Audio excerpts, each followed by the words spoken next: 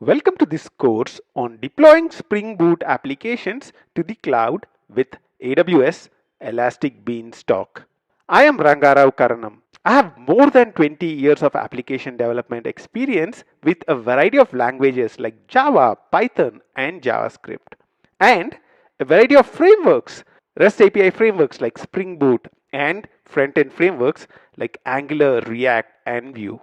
I'm also an AWS certified solution architect. At In 28 minutes, we ask ourselves one question every day. How do we create more amazing course experiences? The success on a variety of platforms, including Udemy, with more than 200,000 learners, is a result of this pursuit of excellence. We love programming and we believe cloud offers enormous potential to programmers and enterprises. We believe that cloud is among the top skills to acquire for Java developers today. In this awesome course, we will help you get started with Amazon Web Services, deploying a variety of Java Spring Boot applications using AWS Elastic Beanstalk. Getting started with Amazon Web Services could be tough and a bumpy ride. Elastic Beanstalk makes the journey to cloud easier.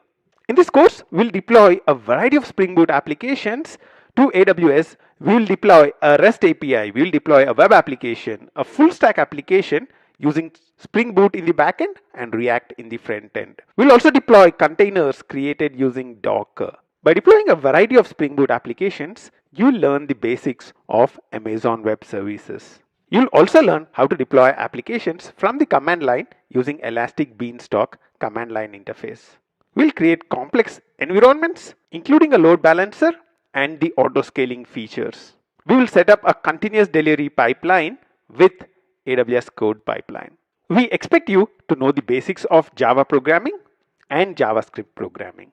Some knowledge of React, Spring Boot, and JPA would be of great help.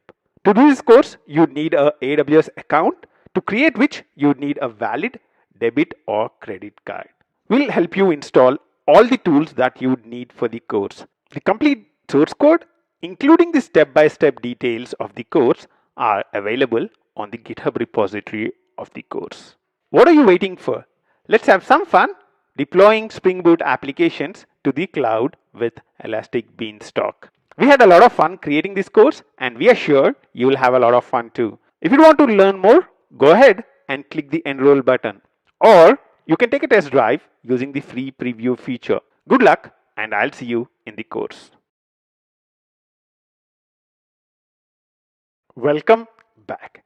In this video, let's get quickly started with the course.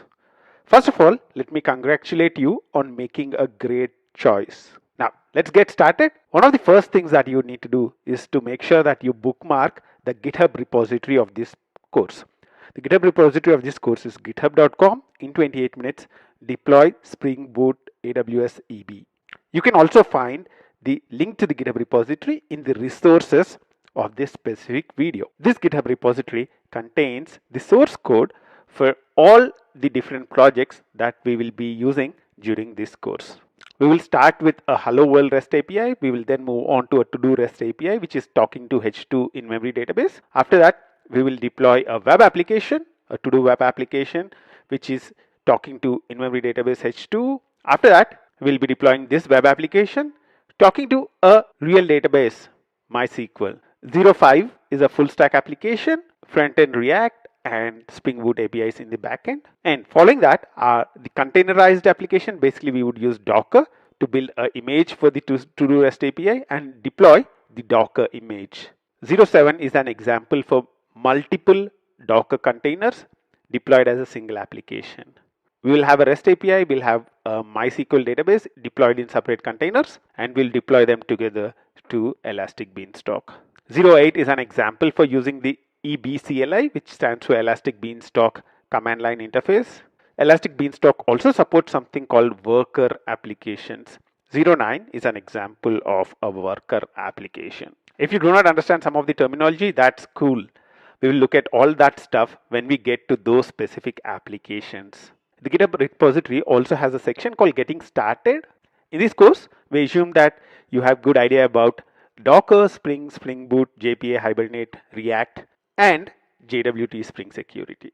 However, if you don't have that experience, you can quickly watch these videos and get started with those specific tools. You don't really need to watch all the videos right now.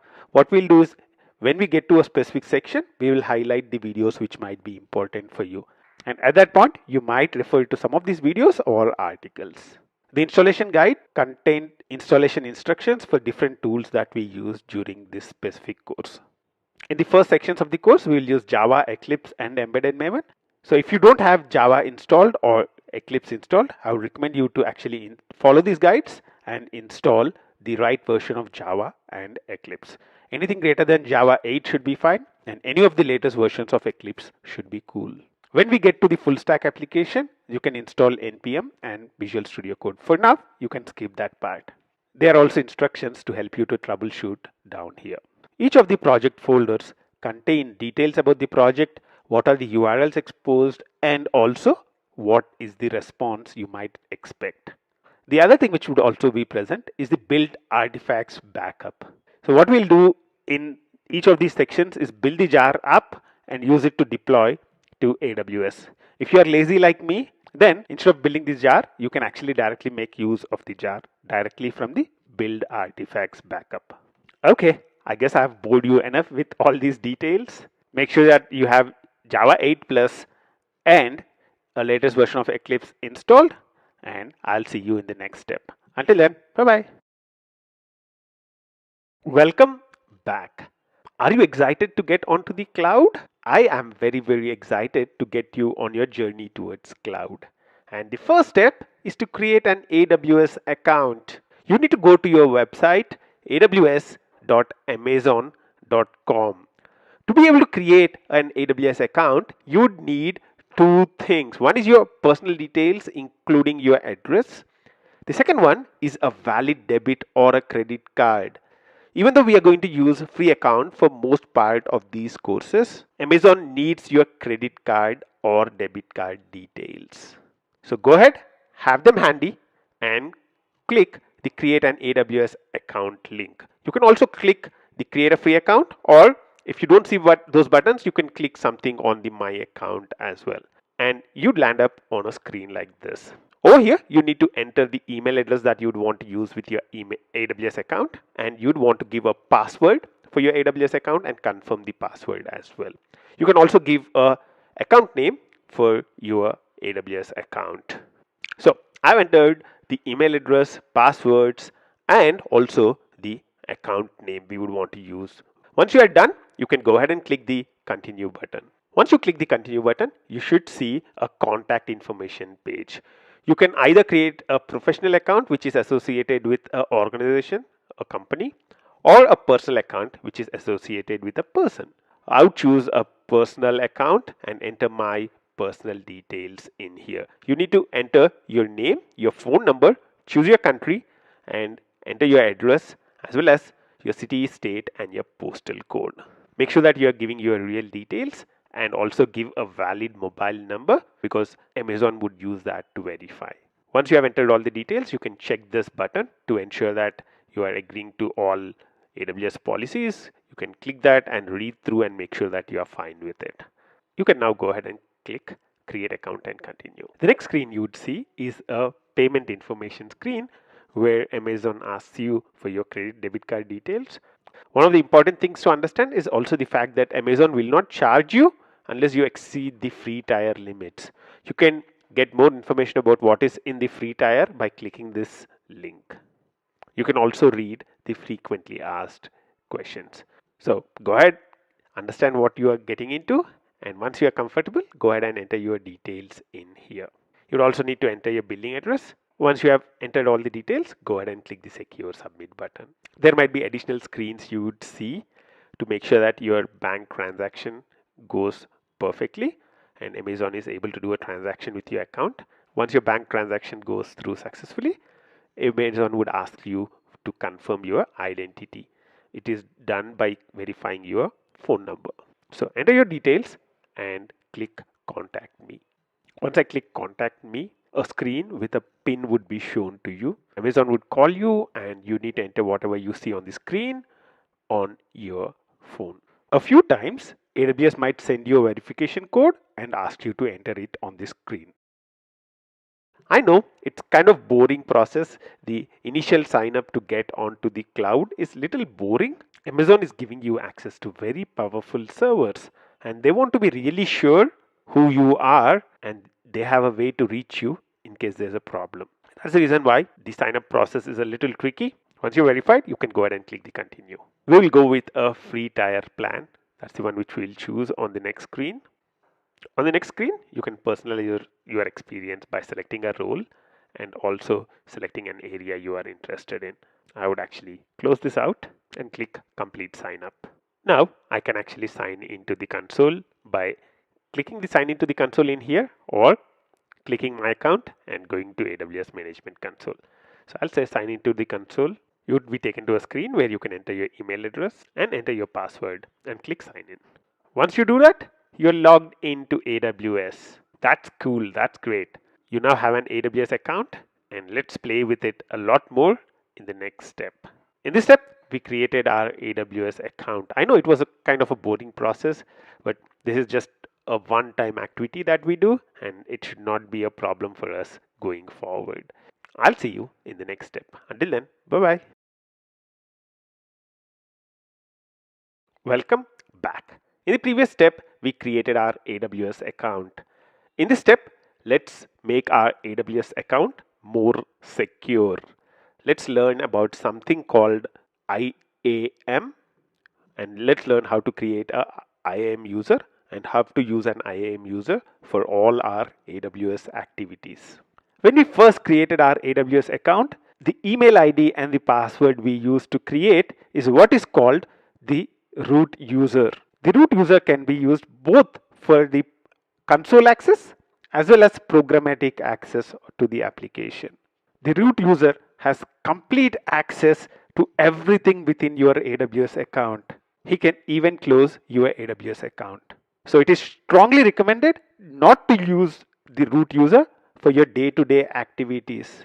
Even for the administrative activities, it is better to create a different set of users called the IAM users, identity and access management users.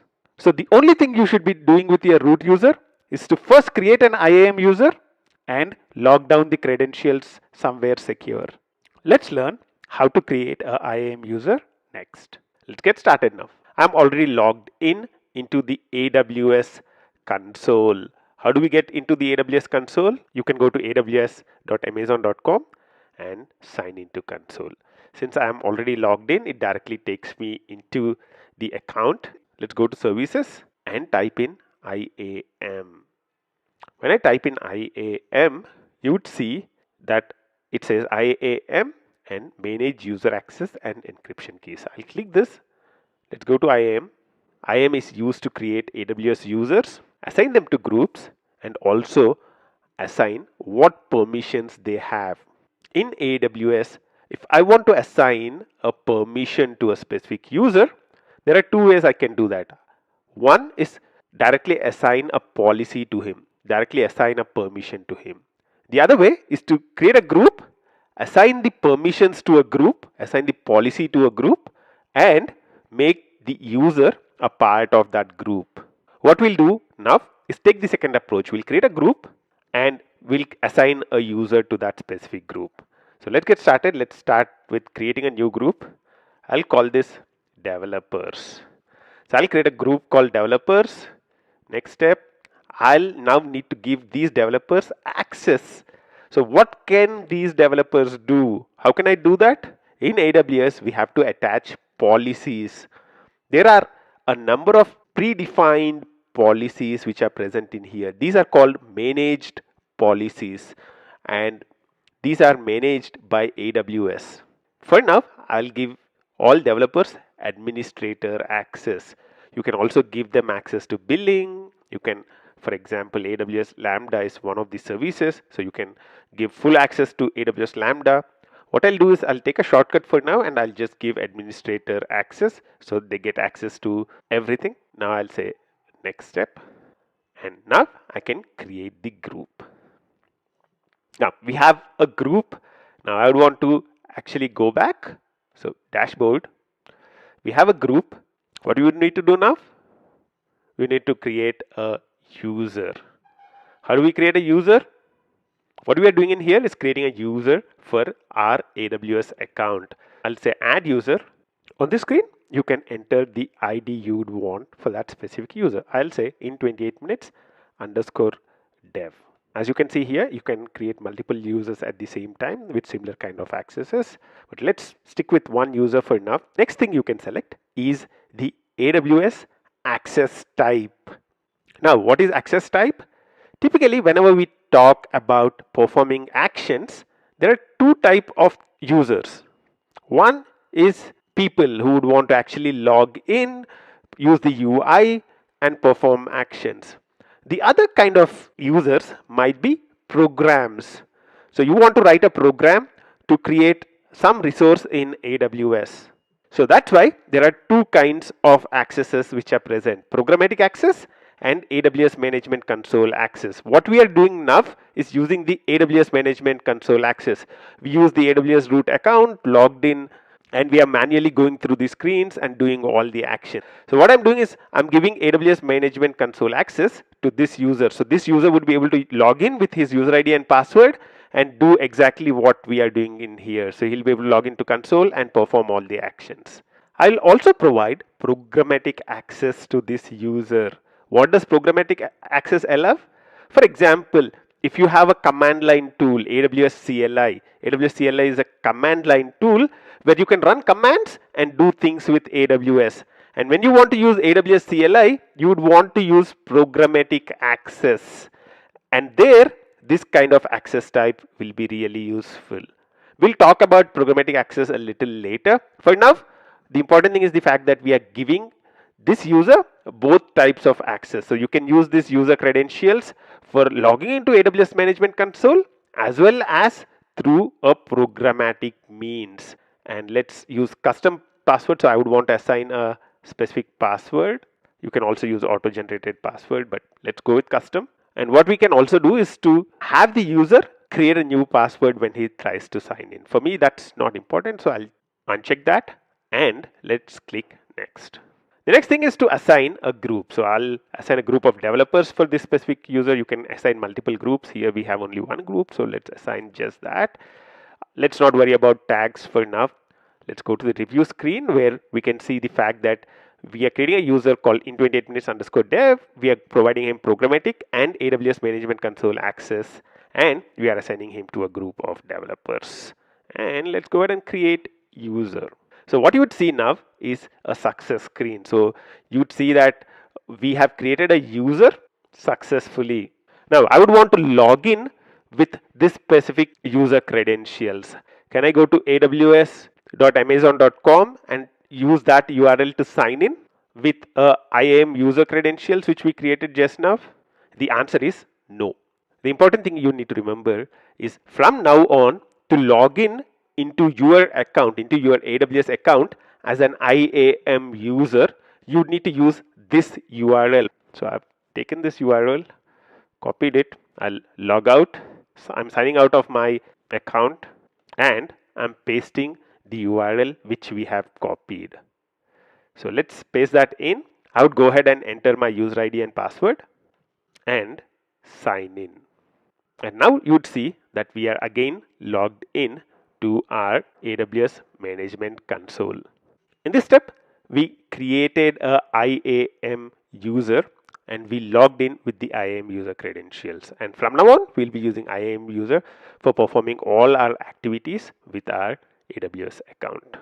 I'll see you in the next step. Welcome back. Before we get our hands dirty, let's get a 10,000 feet overview of the stuff we would be doing. We would be using something called Elastic Beanstalk to deploy our applications to AWS. And AWS is part of something called the cloud. Why do we need the cloud? What is cloud? The most important feature of cloud is on-demand resource provisioning. Let's talk about the good old days where if I need a server, I would need to start planning months ahead. But with the cloud, It's on demand. I need it now. I place the request. I would get the resource. That's the most important feature of the cloud, on demand resource provisioning. Let's think of the use cases. Let's say I'm running an online shopping application. Amazon is a very good example. You know that these applications have varying loads through the year. On the Thanksgiving day, they have very high load, and on other days, maybe it's not as much load. If you have the data center sitting with you, then you need to provision resources that would satisfy the peak load, and rest of the year those resources would be sitting idle. If you use the cloud, then when you have peak load, you provision resources, and as soon as the peak load is over, you would release them. Consider you are a startup.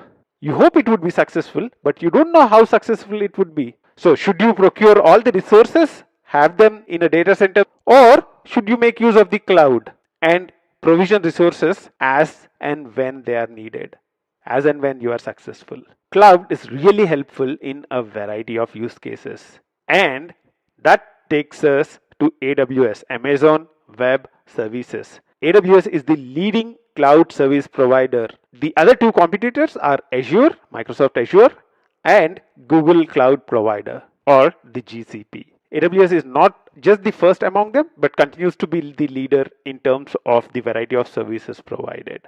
It provides around 90 plus services with a wide variety of features. During the last decade, AWS has established itself as reliable, secure, and also cost effective. We go to cloud for on-demand resource provisioning, and AWS is the leading cloud service provider. Then, why Elastic Beanstalk? We said AWS offers 90 plus services. Now, you'd want to deploy your application to AWS. How do you choose which service to use? How do you make sure you are following the best practices? That's a very difficult thing. I'm logged into AWS console, and you can see a wide variety of services which are present in here. When I expand all services, these are the number of services which are present in there. Making a choice is very difficult, especially when you are getting started with AWS. And that's what Elastic Beanstalk aims to make easy. It helps you get started with the cloud. It helps you quickly deploy your application. With a very simple interface, Elastic Beanstalk helps you to deploy a variety of applications on a variety of platforms. You can deploy applications to Tomcat. You can run Java applications, Python applications, Node.js applications, and a variety of other apps as well. In the subsequent steps, we will deploy REST APIs, web applications, full stack applications, container and multi-container applications using Elastic Beanstalk. What are we waiting for? Let's get started in the next step. In this quick step, we took a 10,000 feet overview at Cloud, AWS, and Elastic Beanstalk. I'll see you in the next step.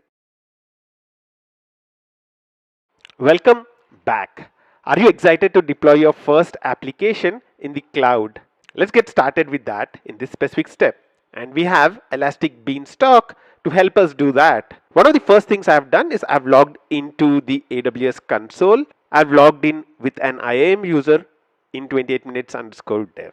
The second thing you need to make sure is that you are using the region US East North Virginia. We will talk about regions, availability zones a little later. For now, make sure that you are in US East North Virginia.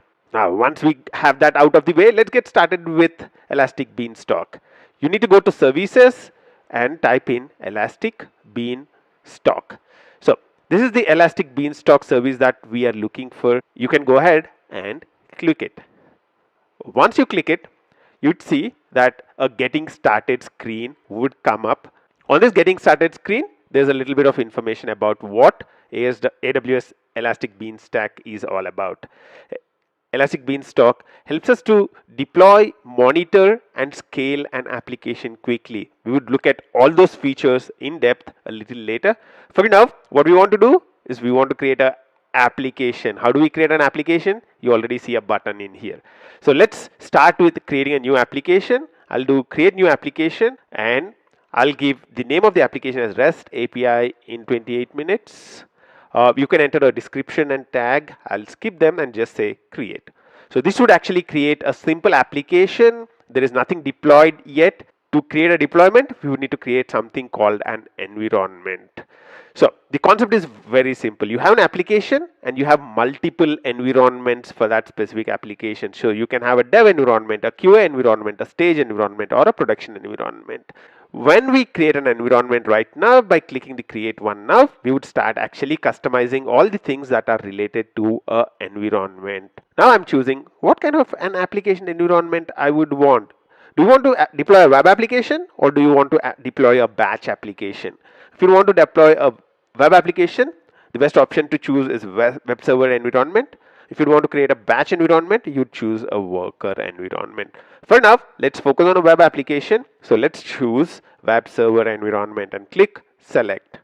The next screen is where you can actually configure what kind of a platform you would want to run your environment. So what I would do is I would choose the environment name. I would want to actually give a proper environment name always. So I'll choose application name hyphen the name of the environment, which is hyphen dev. I'll leave the domain name empty. I would let Amazon pre-configure it for me. If you think you would want to try a custom domain, enter it in here and click check availability to see if it's available. If it's available, you can go ahead and use it. For now, I'll leave it empty. I'd not really enter a description or anything like that. The next thing you can choose is what kind of platform you would want to run this application on. Is it a Java application? Is it a Python application? Is it a var file? Is it a container? And things like that. If you click this drop down, you'll be able to see the different options. You can see Docker to deploy your containers. If you have multiple containers and you want to deploy them together, you can use multi-container Docker. If you have not heard about containers at all, don't worry, we'll look at it a little later. The other options which are present in here are various languages. You can see Java, Python, Ruby, Tomcat is an option too in here. In this course, what we'll focus on is deploying two kind of applications.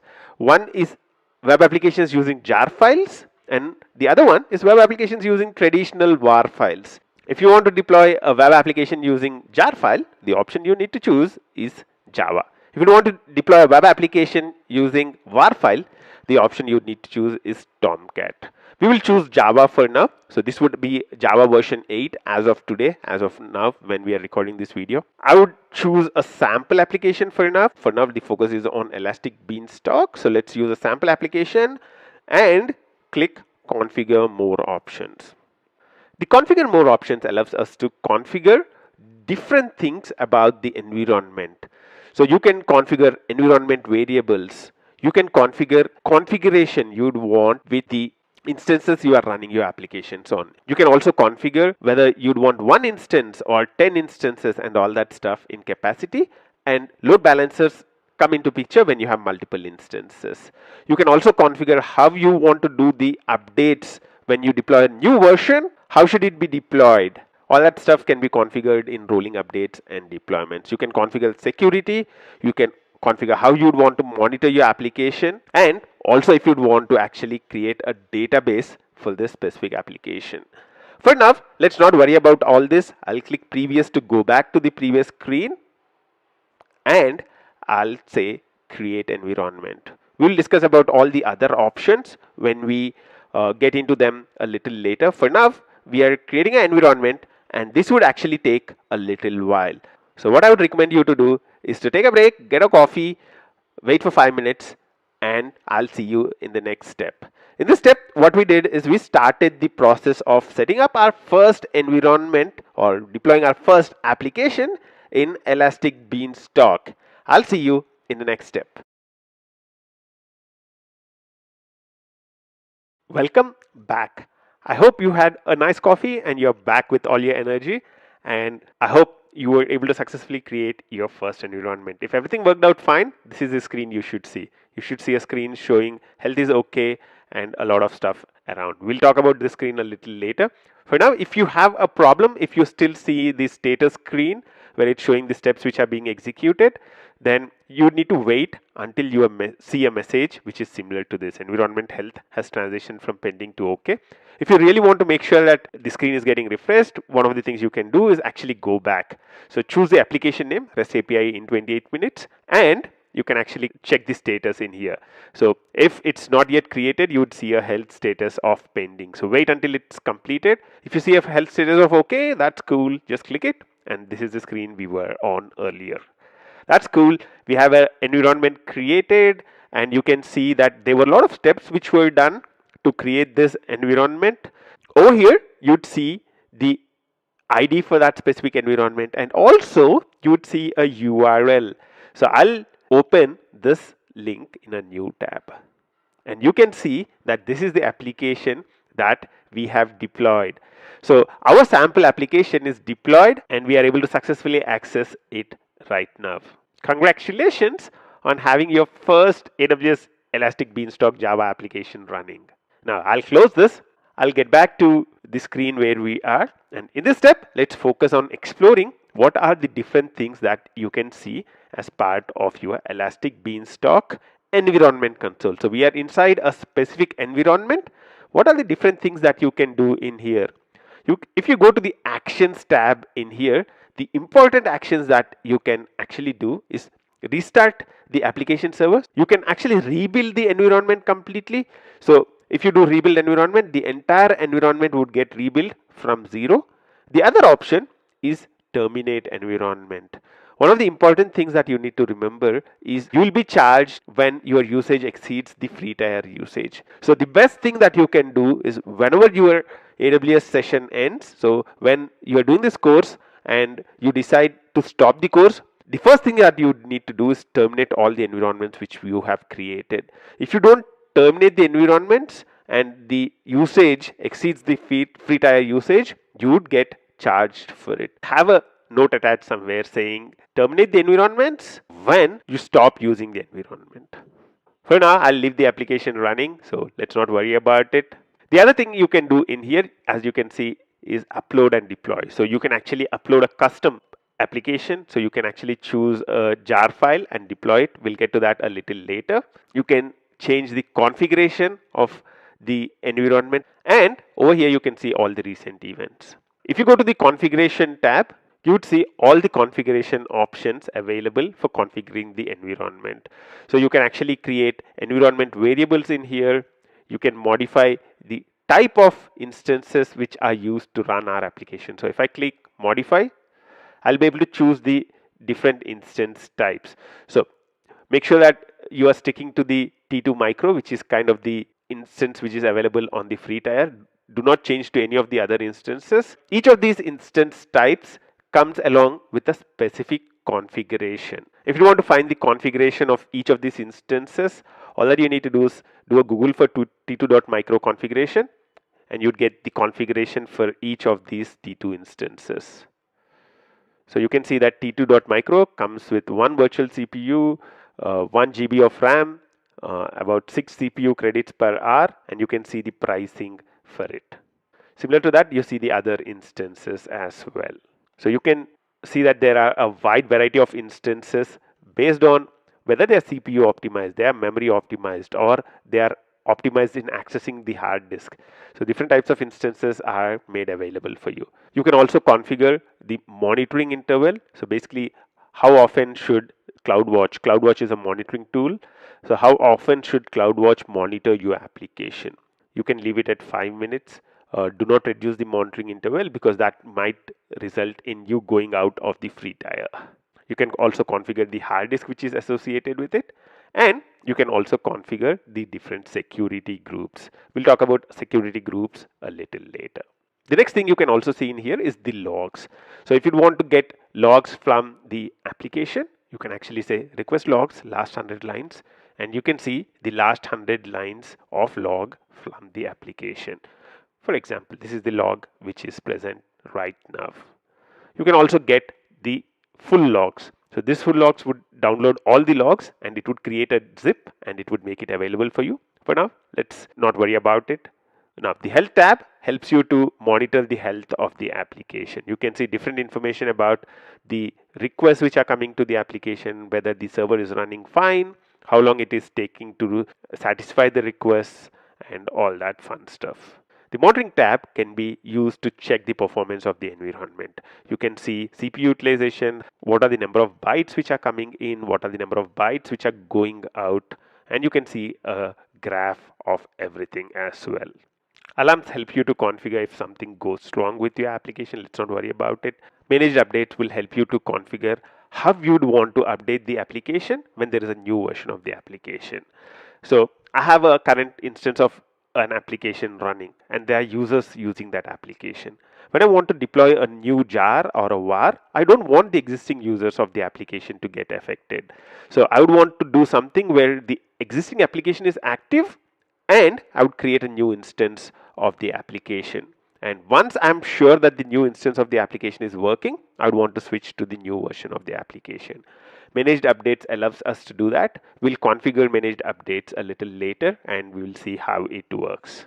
The next tab is events. So you can see all the events which happen with the application in here. So you can see the fact that there were a lot of things created, as well as you'd see the fact that I have pulled logs for environment instances. So we did a fetch log. So you can see that we did that action in here. So events shows all the events which have happened during the lifetime of this environment. And you can use tags to identify and name an environment. If you have 100 environments, if you have a large production environment, you might want to use tags to identify the environments of a specific type. Maybe one of the tags you might give to an environment is it's a dev environment, it's a QA environment, it's a test environment. The idea behind this step was to just give you a quick overview of the different things that you can do in the UI for a specific environment.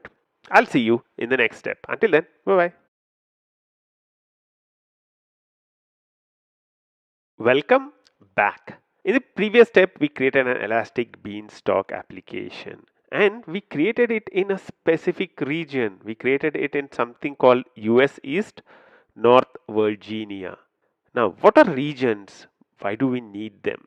One of the things that AWS wants you to specify when you create any resource in AWS, for most of the resources is something called this region. We had earlier created our Elastic Beanstalk application in US East, North Virginia. What I'll do is now switch to US East, Ohio. You'd see that the application that we have created in North Virginia does not exist in Ohio. You'd see the same thing whether you go to US West, Oregon, because we have not done anything in that region as well.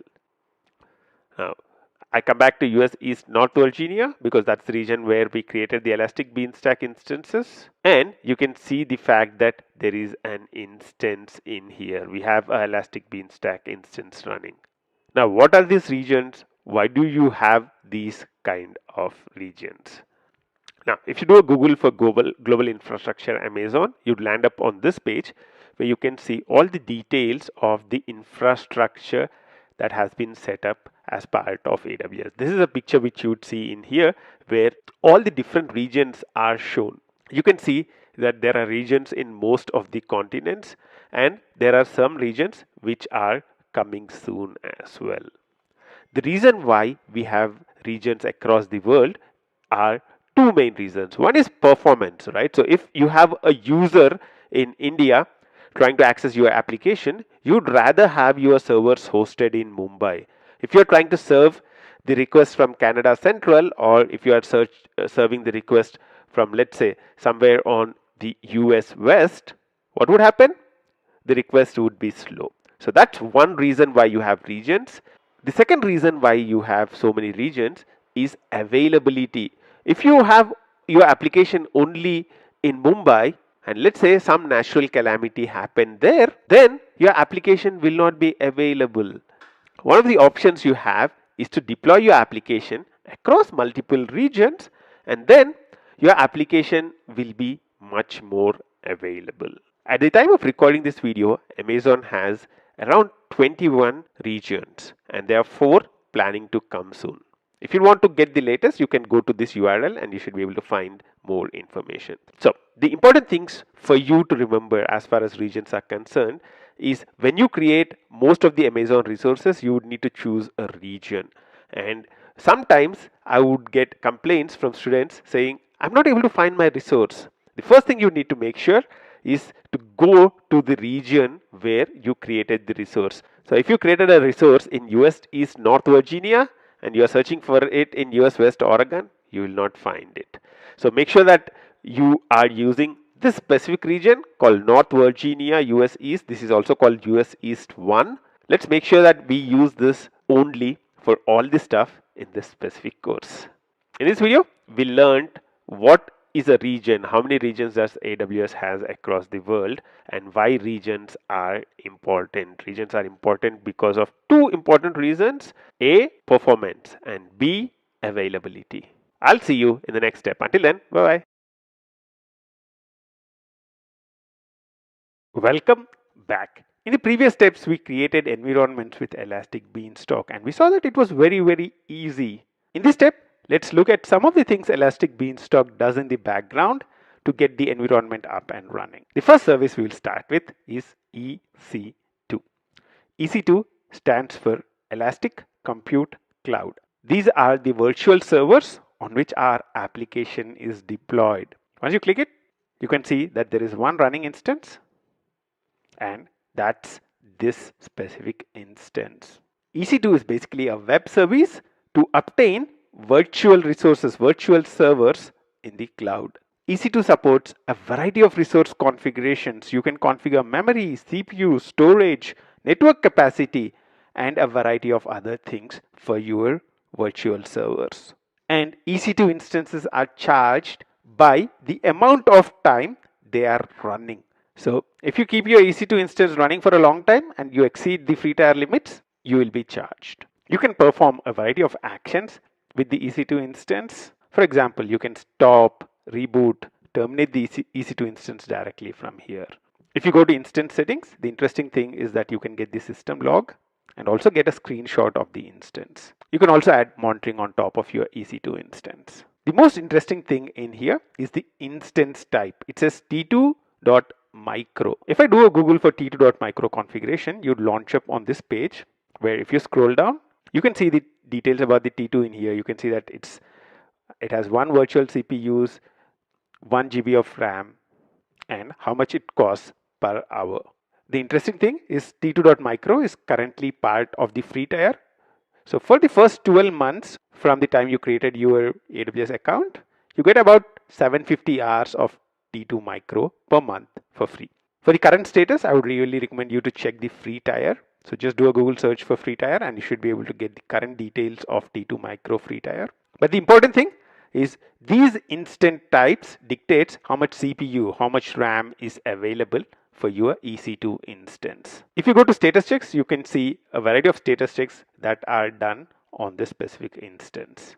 If you go to monitoring, you'll be able to see all the basic metrics which are coming out from CloudWatch. By default, basic monitoring is enabled and it shows the CPU utilization, discrete operations, and all that kind of stuff. Now, if I minimize the instances and the images, and I would go to Elastic Block Store and go to volumes, you'd see that there is one volume of 8 GB which is associated with this specific instance. If you click here, it would take you to the EC2 instance. So this is basically the hard disk which is attached with the virtual server. So Elastic Block Stores serve the purpose of a typical hard disk on your machine. So Elastic Block Store instance is created and attached with your EC2 instance. If you go to security groups, you would see that there is a security group with the same name as the EC2 instance. We will talk about security groups a little later. For now, the important thing to understand is you can use security groups to configure what kind of traffic is coming into your instance and what kind of traffic is going out of your instance. The next thing you would see is an Elastic IP. You would see that this specific Elastic IP is associated with, again, which instance? With the EC2 instance. If I click that link, it would take me back to the EC2 instance which is created here. Why do we need Elastic IP? The thing is, every time you rebuild the Elastic Beanstalk environment, a new IP address, new public IP address gets associated with this specific instance. You cannot keep giving new URLs to your clients. And that's why Elastic IP kinds of provides a static IP address for this environment. So even if you restart your EC2 instances, even if you rebuild the environment, the Elastic IP of that environment remains the same. In summary, an EC2 instance can have a public DNS name and a public IP address. However, every time you rebuild an EC2 instance, these are refreshed. Elastic IP helps you to configure a static address. The interesting thing about Elastic IP is you are charged when you are not using it. So if you have an Elastic IP which is not connected to any EC2 instance, that's when you are charged. The great thing is, as far as you're using Elastic Beanstalk to create all these resources, we'll not need to be worried about it. As soon as we terminate the Elastic Beanstalk environment, all this stuff would be automatically terminated. The other things, load balancing and auto scaling, we'll get to them when we create a multi-instance load balanced environment. In this quick step, we looked at some of the things which are happening in the background of Elastic Beanstalk. We saw how a EC2 instance is associated with an Elastic block store, an Elastic IP address, and a security group. Some of the other services used include DNS to map a DNS name to the IP address, and also something called S3, which is simple storage service, which is where all the code that we are uploading and the different versions of the jars and the vars are stored. We'll talk about all this a little later as well. The idea behind this step was to quickly give you an overview of what's happening in the background of Elastic Beanstalk. There are a lot of things that it does, and we are just getting started with understanding it. We'll uncover a lot more magic in the next few steps. Until then, bye-bye. Welcome back. As they say, with great power comes great responsibility. Cloud gives you great power. You can provision powerful resources at a click of the mouse. However, it's your responsibility to know what the cost of the power that cloud is providing you with. In this step, let's look at 5 recommendations to keep your costs as low as possible. Number 1, set billing alerts. If you look at the GitHub repository of the course, there's a video on how you can set billing alerts for your account. Make sure that you set those billing alerts. The second thing that we recommend is, for the first week that you are making use of cloud, monitor the billing dashboard every day. Whenever you are accessing the course, the first thing in the day, check your billing dashboard. See if you are getting billed for anything. It's easy to access your billing dashboard. All that you need to do is, I'm logged into the IAM account and I'm trying to access my billing dashboard. It's going there and it says you don't have permission to access the billing information for this account. I'll log out of this account and go to the root account. From the root account, we need to give a permission. Sign out. Sign in again. I want to sign in with root. Let's sign in with the root credentials. Click on in 28 minutes or your name there and click my account. This will open up in a new window, and over here you can search for IAM. This is where you can configure it. You can see IAM user and role access to billing information. You can see that currently the IAM user role access to billing information is deactivated, but because we will be using the IAM role for the most part during the course, we would want to enable access to billing because that would be easy. What you can do is click edit and say activate IAM access and update. Now you can see that IAM role user access to billing information is activated. I'll go to IAM. I'll copy this URL and I'll try to go to the IAM console. Now I'll sign in with the IAM credentials and let's see if we are able to access the billing dashboard right now. Cool. Now you can see that I can see my billing dashboard. Over here in the billing dashboard, one of the important things you can see is what is the free tier usage limit, what is the service, and how much have you used in this month until now. You can see that in the first week of recording of this course, I got up to 100% for the S3. I've not really got charged for it yet, so I'm not really billed for it yet, but this is something you need to keep monitoring. So make sure that you are monitoring this closely and you are seeing how much you are getting billed for whatever you are using. You can see that I have used about 55% of my free hours for Amazon EC2. So that's the second one. Keep monitoring it every day. The third and the most important one is to stop resources when you are not using them. I know we come from a background where we procure the servers, and in our dev environments, QA environments, staging environments, we are not used to stopping them at any point in time. You just keep them running all the time. But that's not how cloud works. Cloud is on demand, and you are charged for keeping your resources running. And therefore, you should optimize the use of your resources. So if there are any EC2 instances, if there are any relational databases, if there are any load balancers, anything which is expensive, don't have them running all the time. If you're not using it, just stop it. And that applies to this course as well. If you're doing the course for an hour, at the end of the hour, terminate all environments. Do not leave them running. Cloud is here to stay, and this is a habit we should develop as a responsible cloud developer. The next two things are little hard to do, especially when you're getting started with the cloud. Understanding the free tier, understanding the fact that there is a 12-month limit from the time you created your account to most of the things which are there in the free tier, and understanding how pricing works for different resources. These are little tricky things at the start. These are things you'd learn as you go, but make sure that you access these two resources. The first one is AWS free tier. Just Google for AWS free tier, you'd get onto this page, and you can see what are all the things which are part of the free tier. The important thing to understand is there are certain things which are only free for the first 12 months of your account. And other thing is these rules could change anytime. So make sure that you look at the rules, see what are free for 12 months, what are free forever, and make sure that your usage is monitored.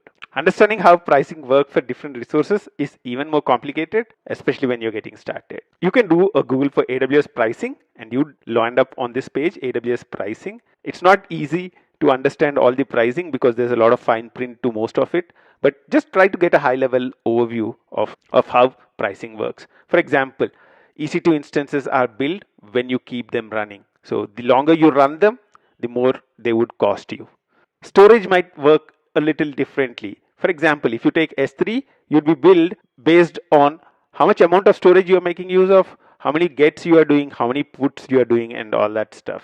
Just spend some time in here to get used to the whole fact, because these two things are hard to do. Things I would recommend you to do is the first three things. Make sure that you are setting billing alerts, make sure that you are monitoring it every day, and make sure that you are stopping resources when you're not using them.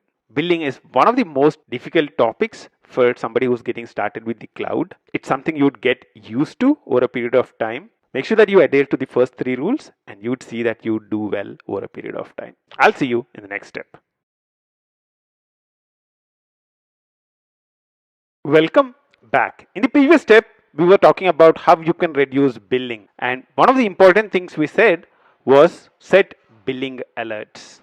In this step, let's look at how you can set billing alerts for your AWS account.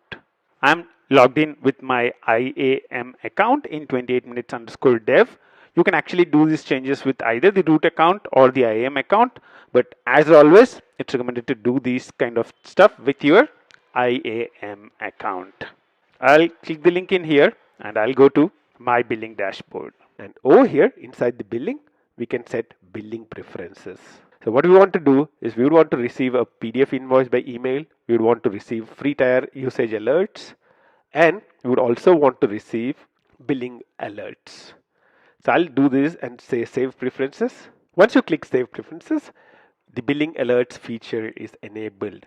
But how do we configure the actual billing alert to say, okay, if the billing goes above this amount, I would want to be alerted. How can I configure that? Earlier, there was just one option for doing that. That was called CloudWatch, which is what is redirected by this link.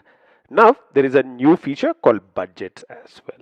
Either you can click the link here and go to CloudWatch, or we can directly go to CloudWatch from here. So I can type in CloudWatch in services and pick up CloudWatch from here. CloudWatch is basically a monitoring service. So you can monitor the AWS services and trigger alarms when something unexpected happens. For example, if you see that the usage of a specific resource is greater than a specific thing, if CPU is used beyond a certain limit, all that kind of stuff you can actually configure using CloudWatch. For now, let's restrict ourselves to billing. Make sure that you are selecting US East North Virginia as the region. Make sure that you are selecting US East North Virginia. And now you can go ahead and click billing. You can see that you can get 10 free alarms and 1,000 free email notifications each month as part of your AWS free tier. So let's go ahead and create the alarm. So when do we want to get the alarm? When the estimated charges over 6 hours is greater than, let's say, 0 USD, and click next. What should happen when it's greater than 0 USD? We would want to actually create a email. So what I'm saying is SNS is something called simple notification service. This can send an email to us when the CloudWatch alarm is triggered. So when the alarm is triggered, we would want an email to be sent. So I'll say billing CloudWatch alarms topic and the email ID which I would want the billing alerts to be sent to. I can say create topic. Once you do that, you might need to validate your email address if you get an email on your email box. If you don't, that's fine. All that you need to do next is to go ahead and click next. Now I can give the alarm a name. I'll say billing alert. I'll say next. You can review everything that we have specified in here. So what we are saying is when estimated charges is greater than 0, send a notification to this specific topic, and that would send us an email. So I'm saying create an alarm, and you'd see that we have successfully created an alarm called billing alert. The other option to create an alert would be use budgets. So we can use AWS budgets. That's another service which is recently introduced into AWS, which is used to monitor your budgets. Let's create a budget. There are different types of budgets that we can create. Let's only worry about the cost for now. So cost budget, and I'll say monthly cost budget, and let's set a fixed amount of $1. I cannot use 0 in here, so I'll set a fixed amount of $1 as the budget, including everything, and I'll say configure alerts. What do you want to configure as an alert? I'll say send alert based on actual costs when we cross more than 10% of the budgeted amount. So as soon as we are spending more than $0.10, I would want an email to be sent. I'll configure my email ID in 28minutes@gmail.com and say confirm budget. Let's review everything. When actual costs are greater than 0.1, we actually get an email. So let's go ahead and say create. So we created a budget with an alert as well. With any of the cloud providers, it's very, very important that you are on top of billing. That's basically what we are doing. We created a couple of alerts, one using CloudWatch, the other one using the new budgets feature. Both these features, when there is some amount of billing that happens, you will be notified immediately. I'll see you in the next step. Welcome back. In this step, let's download all the projects which are present on the GitHub repository and set them up in your IDE Eclipse. If you're using IntelliJ, then you need to set these projects up one by one. So you can import each one of these one project at a time. But if you are using Eclipse, then you can import almost all these projects at a single go.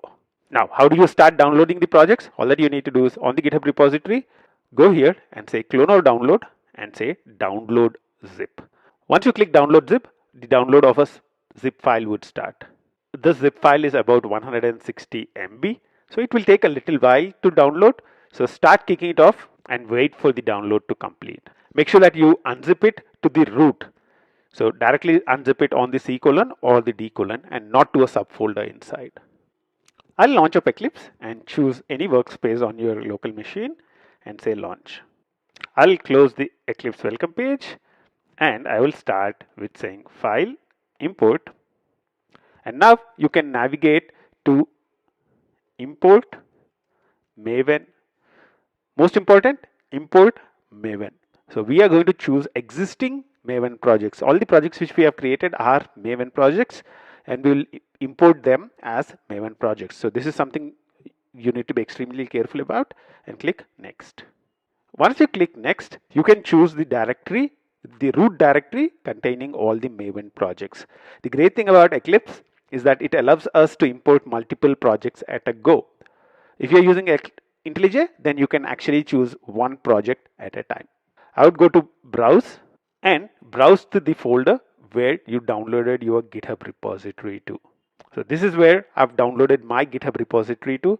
deploy Spring Boot AWS EB master at the root directly. So you can do something of that kind, or you can have, if it's on Windows, C:// that. So that's cool. Now I can see all the 9 projects that we are going to use in this specific course.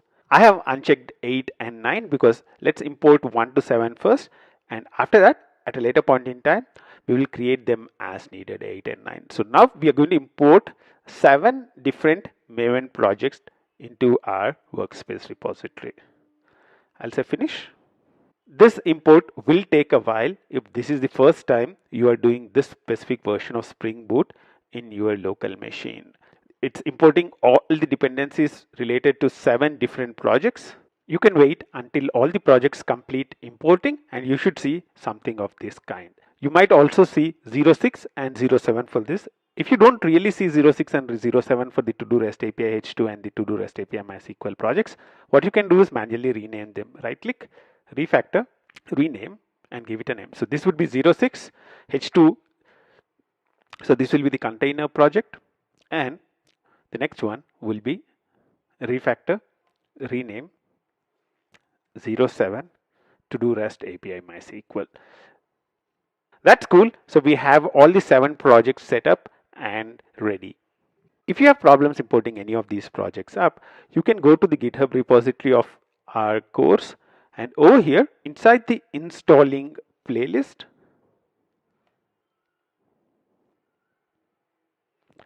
there's a troubleshooting video at the end. So that's the 4th video which is present. It is a troubleshooting video. It should help you to troubleshoot any problems that you would face. The other resource which is also present is a link to the troubleshooting guide under Eclipse and Embedded Maven. So this has solutions to most of the typical problems that you would face whenever you are using Embedded Maven in Eclipse. Either you're not using a JDK or you are having problems connecting to the resource. So, or some of the jars might be corrupt. So what can you do in different cases? So there are solutions for all that on this GitHub repository. Cool. In this specific step, we downloaded all the projects that we want to be working on. In the next few steps, we downloaded REST APIs, full stack applications, web applications, and also containers into our workspace. Let's look at them and also see how to deploy them into AWS. Are you excited about it? Are you excited to get started with deploying all this stuff to AWS? I am very excited to teach you all this stuff. I'll see you in the next step. Until then, bye-bye. Welcome back. In this quick tip video, we'll look at something which might help you to complete the course faster if you are in a hurry. We have a number of applications, and for each of the applications, we follow this life cycle. We first set it up on our local machine, test it, and then we would actually build the artifact on the local machine, a jar or a var, and then we would take the jar or the var and deploy it to AWS. The README files on each of the projects contains the details of what the application does and what are the URLs available. If you are in a hurry, you can play the steps where we test them on the local machine and build the artifact at 2x speed. For the first 4 projects, we made the build artifacts available. So if you go to the build artifacts backup, there are jar files and var files which you can directly deploy. Instead of building them up from 0, you can actually pull them out from the build artifacts backup and you can directly deploy it to AWS. This thing holds for projects 1, 2, 3 and 4 as well. For the full stack application, we actually recommend to run it on your local and then you can deploy it on the AWS server. Okay, that's the quick tip. If you are not really in a hurry, then don't worry about this. You can go ahead at normal pace and focus on understanding each of the applications before you deploy them to AWS. I'll see you in the next step. Welcome back. In the previous steps, we imported all these projects into Eclipse and we can see all the projects right here. Starting this step, we would want to focus on running these applications on Elastic Beanstalk. You can see that there are a variety of applications in here. We have REST APIs, we have web applications, and we would want to have web applications which are talking to the database as well. We also have a full stack application in here. Other than that, we also have a containerized application and a multi-container application using 2 containers. Let's not worry about all that right now. Let's focus on the first application and see how we can deploy that to Elastic Beanstalk. What I'll do is I'll close all the rest of the projects. We would want to focus on 01 for now. So I'll close all the other projects other than 01 and open this up. So what is Hello World REST API? What does it contain? The Spring Boot Hello World REST API offers a very simple Hello World REST service. If you look at the pom.xml, the important thing is that this is packaged as a jar. So we are packaging this application as a jar. And the other important dependency which is present in here is Spring Boot Starter Web. So this is used to build REST API with Spring Boot. This application does not really connect to a database or does not have any other dependencies. If you look at the package structure, all that is present in here is there's a RESTful Web Applications class, which is just declaring that it is a Spring Boot application and launches the application up. If you're familiar with Spring Boot, this should all be a cakewalk, right? So this is nothing rocket science. And the Hello World controller has basically a few URLs. So you can see that Hello World returns a simple piece of text. Hello World bean, it creates an instance of the bean and returns it back. And there's a path variable example as well. Now what we'll do is we'll try and run this application in our local before we build it and try to deploy it on Elastic Beanstalk. Let's run this, right click, run as Java application. If you have problems doing it this way, the other option is open this up and you can do right click, run as Java application. Either of those ways should bring up your RESTful application. I mean, this is basically a Hello World RESTful application, nothing big. You can see that there is a lot of log coming up and at the end of it, it says starting application. Cool. Let's launch up localhost. The port which we have configured is 5000. So if you look at application.properties, you'd see that the port, the server.port that we configured is 5000. This is because Elastic Beanstalk assumes that the application will listen on port 5000. We can actually change it when we configure Elastic Beanstalk, but adding any configuration to Elastic Beanstalk will take us out of the free tier. So I would rather prefer to put server.port directly in application.properties when it is possible. So what we have done in here is we are running on port 5000. So this is not the default 8080 that we are accustomed to with Spring Boot. So I'm typing in localhost 5000 hello world. And the other URLs are also here, hello world bean, and the last one is hello world with a path variable. So let's copy this and put it in here and run this. Oops, I need to actually add a slash in 28 minutes. So it says hello world in 28 minutes or your name, my name, Ranga. So these are the 3 simple Hello World REST APIs that are present in this particular application. What we want to do is we would want to take this application and deploy it on Elastic Beanstalk. How do we do that? Let's look at that in the next step. In this step, we actually checked that our basic Hello World example is working and it's ready. I'll see you in the next step. Until then, bye-bye. Welcome back. In the previous step, we looked at the Hello World REST API. It's just a simple REST API application. You can go to start.spring.io, create a new Spring Boot application, import it into Eclipse, just add a simple Hello World controller, and that's what this application would look like. There's nothing magical in here. In this step, let's see how we can actually take this to Elastic Beanstalk. We would want to deploy this application to Elastic Beanstalk. How can we do that? What do we need to be able to do that? Think about it. How do I take the application and deploy it on Elastic Beanstalk? I would need a deployable unit. And as we discussed earlier, this project is built to be using a jar. So we would be using jar as the deployable unit in here. So how do we build a jar for this specific thing? You are right. You need to just say mvn package. Right click, run as maven build and package. You would see that the entire maven build would run. So it would start creating the application, running it, running the tests. It would do everything, and then it would check if everything is fine. At the end, if everything is fine, then it would create the jar. You can see that the tests are succeeded, and now it says build success. It says building jar, and it says the jar is created. What is the jar that is created? Let's look at it. So the jar that is created is having the name 01 Spring Boot Hello World REST API 0.0.1 snapshot.jar.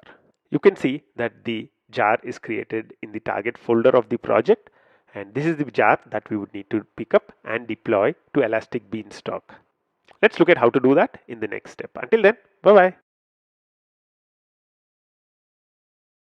Welcome back. In the previous step, we ran the Hello World REST API in our local, and we have created a jar file in the target folder. We would want to deploy this now to AWS Beanstalk. How do we do that? Let's get started now. So I'm now logged into the management console using the IAM ID in 28 minutes underscore dev. And now I would want to actually go ahead and look at the Elastic Beanstalk. So I'm loading up Elastic Beanstalk, and over here you can see that I don't see any applications. The reason why I'm not able to see anything created is because I've switched my region. So make sure that we are in the right region, US East, North Virginia. That's where we need to be. US East, North Virginia, and that's when we would see the REST API in 28 minutes application. I'll go to the in 28 minutes dev environment. So this is what we created earlier. Earlier we deployed a sample application in here. What we'll do now is instead of the sample application, we will deploy the jar we created. How do we do that? You know, it's very simple. You just need to say upload and deploy. Actually, we could have taken the option of creating a new environment for this as well. We'll for now take the option of updating the existing environment with this version, and for a future one, we would create a new environment. Let's go ahead and say upload and deploy. And over here, when you try and upload and deploy, you can actually upload the file in here. For now, let's choose file, and you need to navigate to the folder where the jar file is created. So I'm navigating down to the target and 01 Hello World REST API 0.1 snapshot.jar. I would say open, and now you can choose to deploy. You can actually give a version label. So I'll give a version label of Hello World REST API jar 01. So this is Hello World REST API jar 01. So I give that version label to this jar and say deploy. The version label can be used at a later point in time to retrieve this specific version. So let's say I would want to deploy in a QA environment. What I can do is I can specify this version, retrieve the jar, and deploy it. We'll talk about it when we get to application versions. For now, the interesting thing is you can see a lot of activity going on in the background. You can see that Elastic Beanstalk is now updating our environment. It's trying to stop the earlier application and deploy the new application. So it's almost like we are deploying a new version of the application. So it's trying to deploy that in. This might take a little while, a couple of minutes, and you can see the events which are happening in here. You can see that environment update is starting in here, and it would go on for a few minutes. So if you want to grab a coffee and be back in a couple of minutes, go ahead, grab a coffee. Okay, cool. Now I get a message saying environment update completed successfully. It took about a minute, a couple of minutes. Typically, it would take something less than 5 minutes. And now what I can do is I can go to the URL. So the URL is right here. If I go to the URL, you would get a / error. Don't worry about this because I have not put the context root yet. So if I do hello world, that's cool. So hello world is present. Now I can see hello world bean, and you can also test the other URLs which are present in here. You can see that everything looks perfect. If you go to logs and you actually request the logs, you can do the request for last 100 lines, and you would see that some of the Spring Boot log will be visible in here. So you can see that all the Spring Boot log is available in here. If you really want to get the complete logs, I would recommend you to do full logs and get the logs and see what's present in there. In this step, we deployed our Hello World REST API to Elastic Beanstalk. We just created a jar and we were able to deploy it, and that's all we needed to do to get our application up and running. The reason why this is so simple is because we don't really need to connect to anything else. We are not connecting to a database, or we are not having a full stack application or any of that kind of stuff. We will get to those stuff a little later. One of the important things you need to understand is while Elastic Beanstalk looks simple, there is a lot of stuff it's doing in the background. Think about this. Where is this application running? How are we able to use the URL and able to access the application? There are a lot of things which are going on in the background. There is a lot of magic behind what Elastic Beanstalk does. We'll take a step-by-step approach to uncover that magic. Until the next step, bye-bye.